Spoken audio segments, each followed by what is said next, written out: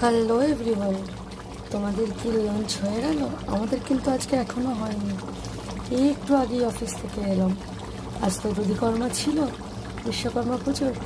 তো পুজো সেরে ঠাকুরমশাই গেলেন, তারপরে প্রসাদ বিতরণী করলাম, তারপরে নিজেরাও প্রসাদ খেলাম, অফিসের সব স্টাফরা প্রসাদ খেলাম।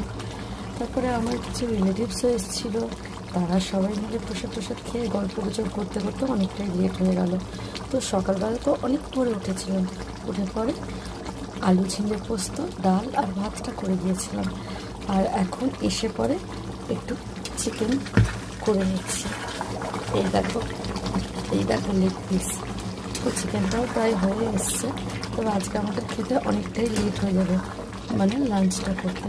তো তোমরা আজকে লাঞ্চে কী খেলে অবশ্যই কিন্তু জানিও। আর আমাদের এই ভিডিওটা ভালো লাগলে